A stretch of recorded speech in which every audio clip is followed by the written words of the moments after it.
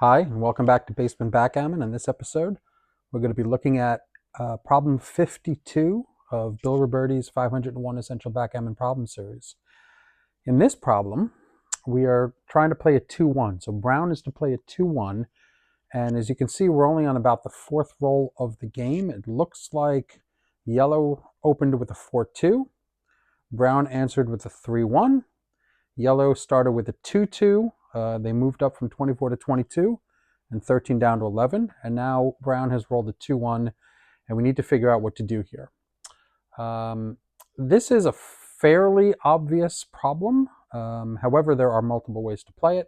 So maybe it's not too obvious to some people, but it shouldn't take you too long to figure this out. I'll give you 10 seconds to decide, and we'll come back. If you need more time, hit the pause button on your video.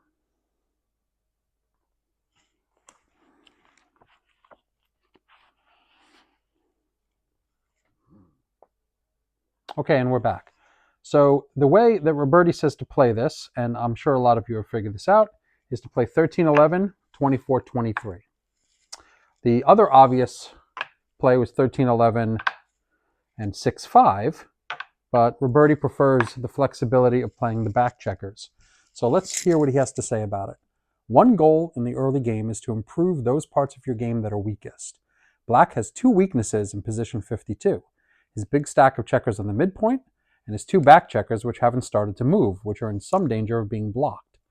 Black can work on, or I should say brown, can work on both problems by playing 13-11, 24-23.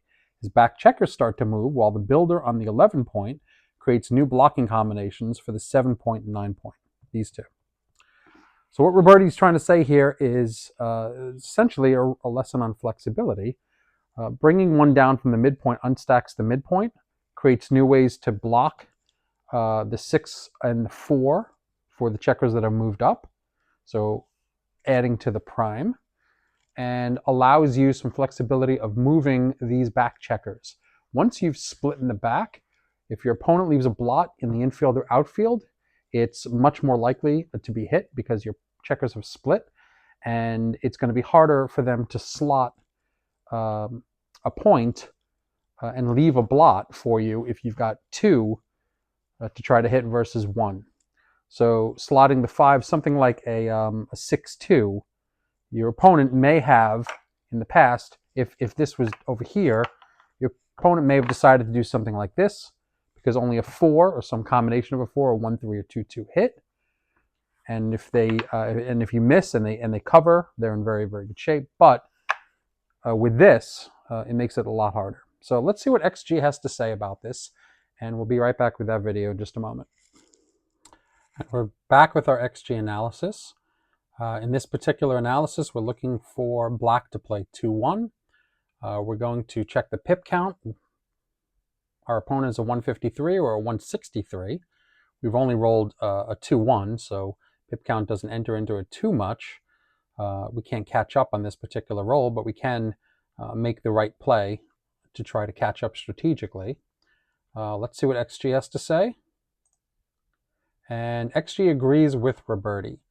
13-11, 24-23 is the right play. Now let's take a look at the table, and you can see that it is the right play, but it is nearly indistinguishable from the other obvious play, which would be 13-11, 6-5, bringing an extra checker down on the 5 point to try to even out your checkers and put another builder for the 4 point. And 24-23, 24-22, moving up, believe it or not, and covering 23 and 22, rates only a 1% difference.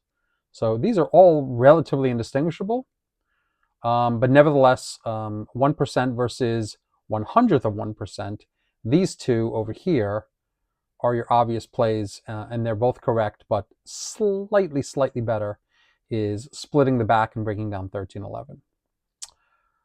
I hope you enjoyed this. We have many more videos to come, one a day until we're finished with the series. Please like and subscribe. Hit the notification bell if you want to be notified of future videos when I upload them.